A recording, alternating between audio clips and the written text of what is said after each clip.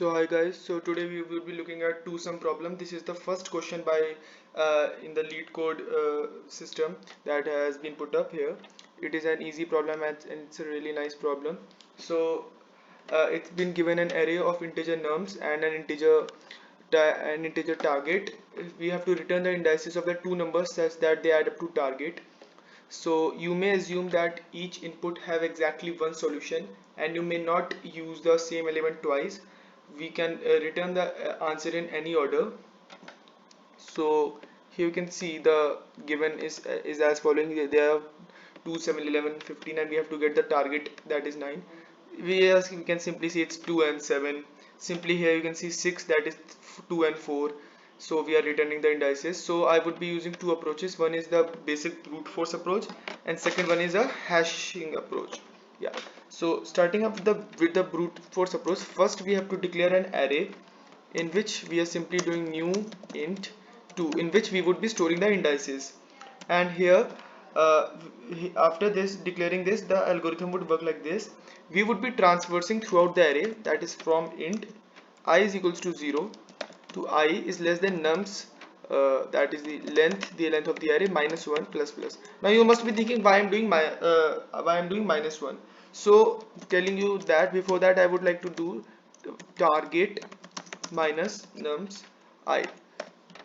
So we have got, so this is the 2, 7, 11, 15 and suppose it's the target is given as 9, so we have got 9. So what we would do, we would do int x equals to target minus, that is suppose from starting from 2 we would get 7, and then throughout the array we would be iterating through another loop and be looking if there is an element that is exactly equals to x, and if there is we would simply return that element. Okay, so for int I, let that be j, int j is equals to I plus 1, we would be starting that from that only, and j is less than nums dot length, yeah, and j plus plus, and if nums I, that is j, is equals to x, we find one element that is equals to x.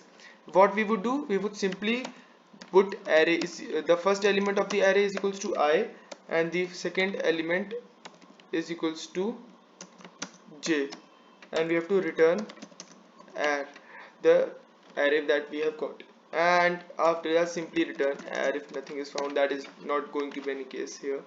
We would simply run it, and as you can see it's taking a bit till time, and I would just submit the solution, and I guess it should pass all the cases.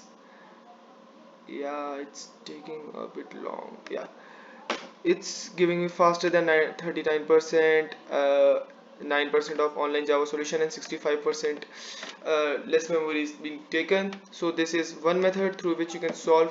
Another method is using hashing. That's a bit fast method, because in with this you're basically what you're doing O of n square, because there are two loops here you are iterating throughout the array. I would simply clear it, and now what we would do, we would declare a hash map first of all. But before hash map, yeah, we need to declare the solution new int 2. This is what we are going to obviously return here, and after that we have to return the declare a hash map, that is map integer, yeah, integer and another integer, and after that let's name it map, and let that be new hash map integer and integer, and first simply we would declare that, and after that we would go throughout the loop for int I is equals to 0 to I is less than the length of the array, that is nums dot length and I plus plus, and if map dot contains, that is contains, that is if the map already contains the value that we want to look for, that is target, that is target minus nums I. This is the same thing we are doing. We are going to look for that element.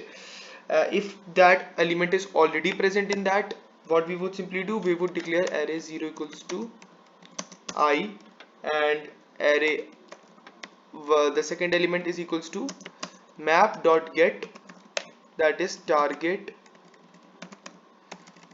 target minus nums I, and after this we would simply return the array. And if that is not present there, hence if that is not present, what we would simply do, we would put that value there so that next time it is present whenever we are looking for. And yeah, that, so this is how we put up the value and simply return. It's really very easy. And now I would run it and I guess it should work. Oh, okay, yeah, I did a small mistake here. It should be key here. uh, yeah, and I guess it should work now. All the things look good. And yeah, now I would submit the solution and let's see how fast and memory consuming it is. You can see it's faster than almost 100% of online Java solutions, and it's using a bit more memory, yeah, because we are using hash map here, so it's a bit problematic. But yeah, uh, this is how these are the two approaches I got to know about solving this question. This is the first lead code question. You can see add to sum. You can try through other approaches, but these are the two optimal approaches I would prefer you to use.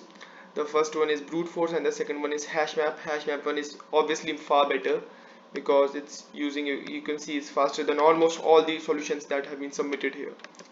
So this was it for the video. I hope you like it. Thank you and have a nice day.